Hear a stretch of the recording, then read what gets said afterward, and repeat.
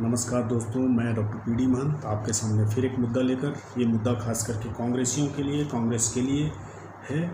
मैं पूछना चाहता हूं कि ये लोग कौन हैं, ये कौन लोग हैं जो कांग्रेस में ऊंची जगहों पर बैठे हुए हैं और जो कांग्रेस की ही मट्टी पलीत करने में लगे हुए हैं। तो मैं एक एक करके कुछ नाम गिनाता हूं। ऐसे लोगों की भरमार है, लेकिन कुछ नामों की अभी एक बहुत चर्चा में चल रहा है सोशल मीडिया में कि मणिशंकर अय्यर जी ने जो है पाकिस्तान की इज्जत की बात की है और बोला है कि पाकिस्तान भी जो है परमाणु संपन्न देश है। मतलब इससे चुनाव के समय में क्या माहौल बनेगा। यही मणिशंकर अय्यर जी जो पिछले चुनाव में उन्होंने मोदी जी के लिए नीच शब्द का इस्तेमाल किया था, जिसके कारण कांग्रेस के वोट प्रतिशत में और बाकी चीज़ों में बहुत फ़र्क पड़ा था। उसी तरीके से जयराम रमेश जी हैं, जो कि आज काफ़ी महत्वपूर्ण पर बैठे हुए हैं और बहुत सारी चीज़ों को संचालित करते हैं। उनके बारे में जस्टिस कौशिक पाटिल साहब ने कहा था कि जब राहुल गांधी जी की जो भारत जोड़ो यात्रा चल रही थी कन्याकुमारी से कश्मीर तक की, उसमें उन्होंने कहीं पर उनको आमंत्रित किया था कि आप आकर हमारे साथ जो है झंडा वंदन करेंगे। और जब वो पहुंच गए, सबसे पहले पहुंच गए थे, उसके बावजूद भी जयराम रमेश साहब ने उनको किनारा करने की कोशिश की थी। ये जस्टिस पाटिल साहब ने कहा है और राहुल गांधी जी के सामने कहा है। उसके बाद वो हंसी में चली गई। तो इसका मतलब ये है कि जो सच्चे भारतीय हैं, जो मुद्दों के लिए सड़कों पर आना चाहते हैं, जो सड़कों पर बात करते हैं, जो जनमानस की बात को समझते हैं, जिनका जनमानस में स्वीकार्यता है, उन्हें ये लोग सामने क्यों नहीं आने देना चाहते हैं। तीसरे हैं अभी स्वयं पौत्रता जी, जो भी काफ़ी पॉपुलर हैं अभी सोशल मीडिया में।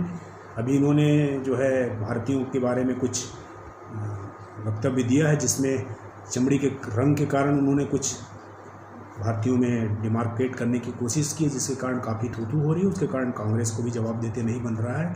तो क्या ये बड़े लोग चुनाव के समय में भी, इतने संवेदनशील समय में भी, इतने गंभीर जो कालखंड है उसमें भी ये क्या अपनी जुबान पर कंट्रोल नहीं कर पाते, जिससे कि कांग्रेस को नुकसान होने की गुंजाइश है।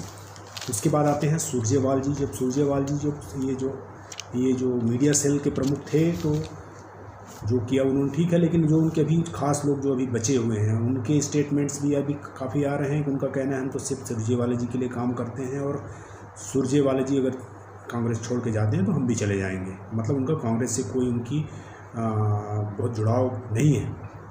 तो और इसमें ये जो मीडिया सेल है, इसमें एक समझना होगा कि जो बहुत संवेदनशील बातें हैं, बहुत महत्वपूर्ण मुद्दे हैं, उन मुद्दों को सिर्फ औपचारिक तरीके से कुछ समय के लिए उठाना और 1-2 दिन में बाद उस बात को भूल जाना और अगले मुद्दे पे चले जाना। क्यों? इसके कारण क्या हो रहा है कि ये जो मुद्दे हैं, वो जो बातें कांग्रेस उठाना चाहती है, आम जन तक पहुँचाना चाहती है, वो वहाँ पर पैठ नहीं कर पा रही है। ये क्या है, सोचा समझा नहीं लगता है। और फिर जो भारत में जो हिंदी भाषी बेल्ट के जो राज्य है, वहाँ पर जो बड़े बड़े नेता हैं कांग्रेस के, जो कि मेरे हिसाब से भाजपा की देहरी पर खड़े हुए हैं और इसको आम जनता तो जानती ही समझती है, आला कमान भी जानता समझता है, लेकिन इनको झेला जा रहा है। या फिर वो लोग जो अभी कुछ समय से भाजपा में चले गए हैं, कांग्रेस को छोड़कर, इस विकट स्थिति में भी वो छोड़कर चले गए हैं, चाहे वो कितने भारी भरकम लोग रहे हों, चाहे उनके जन में समर्थन ज़्यादा भी रहा हो। तो ये चीज़ें जो चुनाव के समय जो इम्पैक्ट डाल रही है, जो एक रणनीति के तहत बीजेपी भी कर रही है कि कांग्रेस के बड़े नेताओं को इधर ले ले, चाहे दबाव में ही जा रही है, लेकिन कांग्रेस ने जो अपनी गारंटी दी है, राहुल गांधी जी ने जो अपने गारंटी पत्र जारी किया, उसमें मेरा अनुरोध है, मेरा करबद्ध निवेदन है कि 2 गारंटी और दे दें सर। 2 गारंटी और दीजिए। पहली गारंटी ये दीजिए कि ये जो लोग जो कांग्रेस छोड़कर, इस विकट स्थिति में जो लोग कांग्रेस को छोड़कर, किसी भी कारण से कांग्रेस को छोड़कर गए हैं, इनकी वापसी कांग्रेस में किसी भी हाल में, किसी भी कंडीशन में नहीं होनी चाहिए। अदरवाइज़ कल की डेट में अगर कांग्रेस सत्ता में आती है या सरकार बनाती है, तो यही लोग फिर कांग्रेस में आ जाएंगे और फिर वहीं पर जहाँ बैठे थे, जहाँ ऊंची पदों पे बैठे थे, वहीं बैठकर फिर मलाई काटेंगे। और जो आम जनता, जो लोगों कांग्रेस के मुद्दों के लिए जो जनता के बीच जा रहा है, जो जनता के लिए लाठी खा रहा है, जेल जा रहा है, दरी उठा रहा है, झंडे उठा रहा है, लड़ रहा है, झगड़ रहा है, वो वहीं पर अपने आप को ठगा हुआ महसूस करेगा। तो पहली गारंटी में ये जो छोड़ कर गए हैं, इनको किसी भी हाल में वापसी इनकी नहीं होनी चाहिए। पहली गारंटी ये देना चाहिए। दूसरी गारंटी वो है कि जिन्होंने गलत काम किए हैं, जो गलत काम कर रहे हैं, जो संविधान के विरुद्ध में बोलते हैं या संविधान के विरुद्ध में काम करते हैं, संवैधानिक संस्थाओं की तौहीन की है, जिन्होंने संवैधानिक संस्थाओं को जिन्होंने बर्बाद करने का काम किया है, राजशाही की तरह से शासन चलाने का काम किया है, कानून को धता बताकर जो मन में आया वो करने की कोशिश की गई है, इनको किसी भी हाल में बख्शा ना जाए।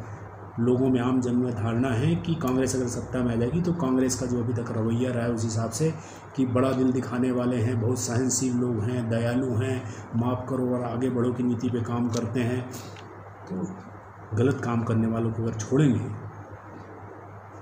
तो उसका नतीजा आपने देखा ही है।